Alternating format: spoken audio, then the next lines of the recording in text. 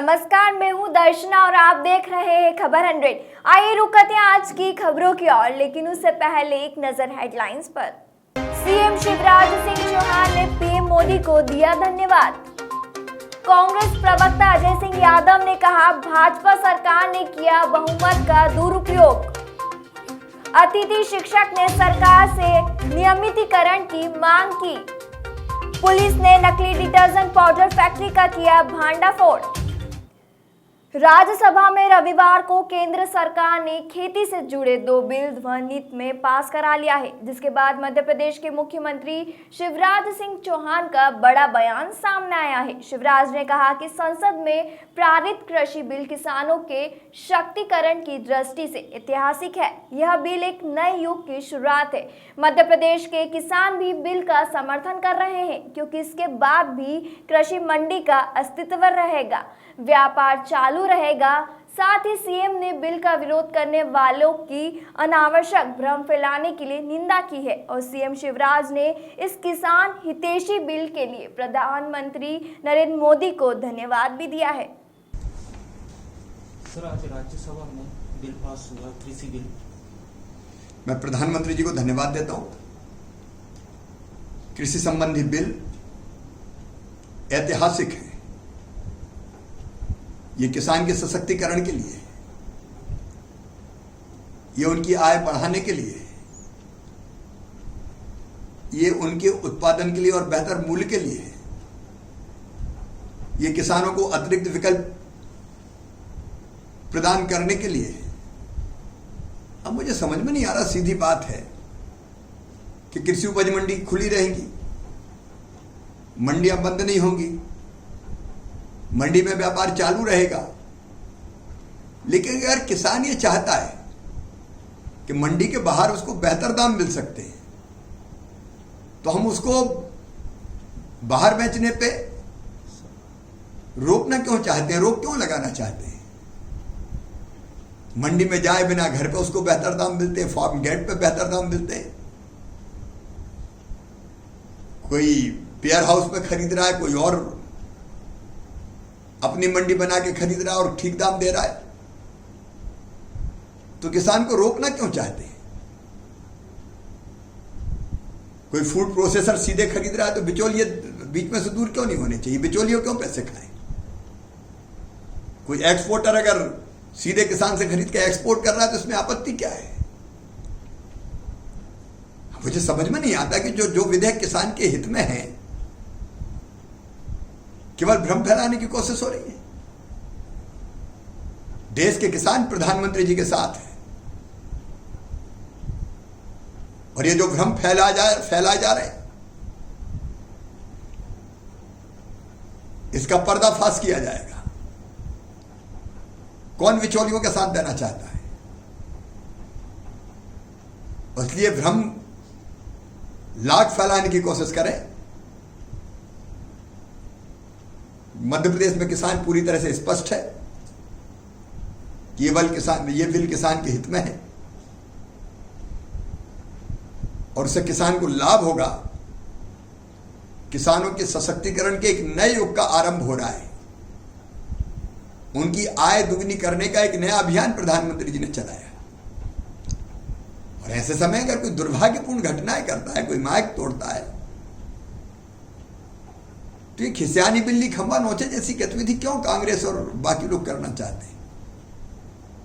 इससे कोई फायदा नहीं। भोपाल से दीपक सिंह की रिपोर्ट। राज्यसभा में रविवार को केंद्र सरकार ने खेती से जुड़े 2 बिल पास करा लिए हैं। राष्ट्रपति के दस्तखत के बाद ये कानून बन जाएंगे। सदन में बिल पर वोटिंग के दौरान विपक्ष ने जमकर हमला किया, जिसके बाद से ही राजनीति गरमाई हुई है और बयानों का दौर भी लगातार जारी है। इसी बीच मध्य प्रदेश कांग्रेस कमेटी प्रवक्ता अजय सिंह यादव ने भाजपा पर जमकर हमला बोला। यादव ने कहा कि भाजपा की सरकार ने बहुमत का दुरुपयोग करके कृषि बिल संसद में पास किया है। यह किसान के लिए काला कानून है। साथ ही अजय सिंह यादव ने कहा कि यह किसानों की अगली पीढ़ी को गुलाम कर देगा। कानून ने न केवल मंडी की व्यवस्था समाप्त की जाएगी, किसानों को न्यूनतम समर्थन मूल्य तक मिलना बंद हो जाएगा। यह कानून केवल बड़े बड़े उद्योगपति को कृषि क्षेत्र से लाभ के लिए बनाया गया है। आइए सुनते हैं क्या कुछ कहा अजय सिंह यादव ने बिल पास को लेकर इस रिपोर्ट के जरिए। भारतीय जनता पार्टी की सरकार ने आज जिस तरह से बहुमत का दुरुपयोग करके कृषि विधेयक पास करवाए हैं संसद में, यह संसद में किसानों के खिलाफ एक काला कानून है। ये किसानों की अगली पीढ़ियों को गुलामी की तरफ ले जाएगा। इससे न केवल समर्थन मूल्य मिलना बंद हो जाएगा, मंडी की व्यवस्था खत्म हो जाएगी। केवल बड़े बड़े पूंजीपति उद्योगपतियों को लाभ पहुंचाने के लिए यह कानून बनाया गया है, ताकि उद्योगपति कृषि क्षेत्र से लाभ कमा सकें, कृषि क्षेत्र को नियंत्रित कर सकें। इससे जनता और किसानों दोनों को भारी नुकसान होगा। किसानों को जहां इससे अपनी पैदावार का सही मूल्य नहीं मिलेगा, समर्थन मूल्य की व्यवस्था समाप्त हो जाएगी। वहीं जरूरी उत्पादों जैसे दलहन, आलू, प्याज को भी जरूरी उत्पादन की सीमा से हटा दिया गया है। उससे इनका भारी भंडारण करेंगे उद्योगपति और आम जनता को भी भारी कीमत चुकाना पड़ेगी। और साथ ही इस मामले में ये कहना कि इससे किसानों को बड़ा मार्केट मिलेगा, बड़ा व्यापार करने का रास्ता खुलेगा, यह केवल आंखों में धूल झोंकने वाली बात है। आज देश में 80% किसान 4-5 एकड़ से कम खेती के किसान हैं। वो अपने पास की मंडी में फसल बेचने की स्थिति में नहीं है और उसको सब्ज बाग दिखाए जा रहे हैं कि वो पूरे देश विदेश में अपनी फसल बेचेंगे। ये झूठी बातें हैं। और साथ ही किसी भी तरह के विवाद की स्थिति में इतनी जटिल वैधानिक व्यवस्था बनाई गई है कि किसान की ज़मीनें बिक जाएंगी इन बड़े बड़े उद्योगपतियों के साथ लड़ने में। ये काला कानून है। जनता को सड़कों पर उतर कर इसका विरोध करना चाहिए और इस निकम्मी धोखेबाज सरकार को कानून वापस लेने के लिए मजबूर करना चाहिए। कोरोना काल में सभी गतिविधियां रुक चुकी थी, चाहे वो बाजार हो, स्कूल हो, कोचिंग हो या कॉलेज हो। लेकिन सरकार ने एक समय के बाद से धीरे धीरे सभी गतिविधियां शुरू की। लेकिन जब हम बात करें शिक्षा की, तब स्कूल, कॉलेज, कोचिंग खुलने के कोई भी आदेश जारी नहीं किए गए, जिसके तहत शिक्षकों में भारी आक्रोश है। तो वहीं ग्वालियर में प्रदेश भर के 70,000 अतिथि शिक्षक एक बार फिर आंदोलन की राह पर है। प्रदेश भर में अतिथि शिक्षक लंबे समय से नियमितीकरण की मांग को लेकर सरकार से गुहार लगा रहे हैं, लेकिन आज तक उनकी कोई भी सुनवाई नहीं हुई है। इसके तहत अतिथि शिक्षकों ग्वालियर के फुलबाग चौराहे पर नियमितीकरण की मांग को लेकर शिवराज सरकार के खिलाफ विरोध प्रदर्शन करने जा रहे हैं। साथ ही चेतावनी दी कि अगर उनकी मांगों को लेकर जल्द पूरा नहीं किया गया तो आने वाले उपचुनाव 28 सीटों पर बीजेपी को हराने का काम करेंगे। हम लड़ाई लड़ रहे हैं, अतिथि शिक्षकों के नियमितीकरण की बात कर रहे हैं। अतिथि शिक्षकों को अगर ये नियमितीकरण करेगी भारतीय जनता पार्टी तो हम उनके साथ होंगे, नहीं तो 27 सीटों पे हम भारतीय जनता पार्टी को हराने का काम करेंगे। क्योंकि श्रीमंत सिंधिया जी ने एक आश्वस्त किया था, उन्होंने सत्ता की जो सहज चाटने का जो उन्होंने किया था कि सरकार गिराई, उन्होंने कांग्रेस सरकार गिराई, यही बात कह के कराई कि अतिथि शिक्षकों के लिए मैं सड़कों में दूंगा। आज मैं रथ लेके निकला हूँ। मैं आह्वान करता हूँ आपके माध्यम से कि वो इस लड़ाई में आगे आए, हमारा साथ दें और सत्ता में बैठे, अन्यथा हम उनको हराने का काम करेंगे। क्योंकि जो अतिथि हित की बात करेगा, अतिथि को नियमित करेगा, वही सरकार बनाएगा, नहीं तो दूसरी पार्टी बनने हम लोग उनके साथ खड़े नहीं होंगे। ग्वालियर से ओमपाल कौरव की रिपोर्ट।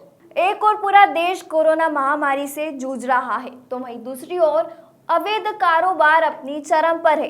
हापुड़ में लगातार पुलिस अवैध धंधों का पर्दाफाश कर रही है। इसके तहत थाना बहादुरगढ़ पुलिस को बड़ी सफलता मिली है। पुलिस ने नकली डिटर्जेंट पाउडर बनाने वाले अवैध फैक्ट्री का भांडाफोड़ करते हुए 2 शातिर अपराधियों सहित 132 पैकेट डिटर्जेंट, 2 लाख कंपनियों के रैपर और नकली पाउडर बनाने के उपकरण भी पुलिस ने अपनी गिरफ्त में लिए हैं और आरोपियों को जेल भेज दिया गया है। ये दिनांक 19/9/2020 को समय करीब 5:30 बजे शाम को मुखबिर की सूचना पर बहादुरगढ़ पुलिस पलवाड़ा गांव में दबिश दी, जहां पर आमिर पुत्र रियासत और सलमान पुत्र यासीन को नकली डिटर्जेंट बनाते हुए रंगे हाथ पकड़ लिया। मौके से लगभग 132 पैकेट 2 किलोग्राम के और 109 पैकेट खाली, 4 कुंतल कच्चा माल और डिटर्जेंट बनाने का उपकरण बरामद किए गए हैं। प्रकरण में अभियोग पंजीकृत कर आवश्यक वैधानिक कार्यवाही की जा रही है। हापुड़ से हरेंद्र शर्मा की रिपोर्ट। ग्वालियर में लगातार अपराध बढ़ते ही जा रहे हैं। बढ़ते अपराधों को रोकने के लिए क्राइम ब्रांच भी एक्शन मोड में है और अवैध धंधों का पर्दाफाश करते हुए कई बड़े आरोपियों को गिरफ्तार कर रही है। इसी के तहत ग्वालियर शहर की क्राइम ब्रांच और माधवगंज पुलिस ने एक संयुक्त कार्रवाई में गुड़ागुड़ी का नाका क्षेत्र से 7 लुटेरों को गिरफ्तार किया है। आरोपी ने 3 दिन पहले एक बुजुर्ग महिला के गले से सोन की चेन लूटी थी और उससे महिला की आंख में मिर्ची डालकर फरार हो गए थे। शोर मचने के बाद आसपास के लोग वहां पहुंचे और पुलिस को सूचना दी। सूचना मिलते ही मौके पर पहुंची पुलिस ने अनुमान लगाया कि जिसने 1 साल पहले कोतवाली थाना क्षेत्र में एक चौकीदार की हत्या कर लूटपाट की थी, आरोपी वही हो सकता है। जिसके बाद पुलिस अधीक्षक ने इस घटना को टास्क के रूप में लिया। आसपास के सीसीटीवी फुटेज में भी बदमाश के हुलिये से मिलते जुलते विजुअल रिकॉर्ड हुए थे। पुलिस ने आरोपी की बहन के घर से महिला से लूटी हुई चेन बरामद की।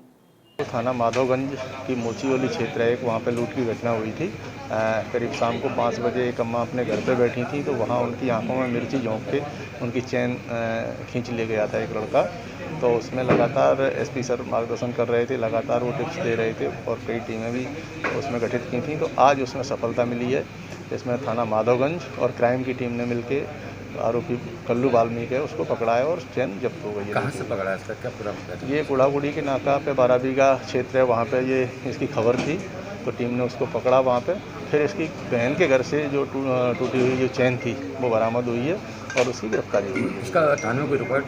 हाँ, इसका निश्चित रूप से रिकॉर्ड है। ये थाना कोतवाली में इसने एक पिछले साल इसने हत्या करके नकबजनी की थी और इसके अलावा और भी इसके अपराध हैं इसके खिलाफ। ग्वालियर से ओमपाल कौरव की रिपोर्ट। अभी के लिए बस इतना ही। बाकी हर खबर, हर अपडेट के लिए बने रहे खबर 100 के साथ, जनता की बुलंद आवाज।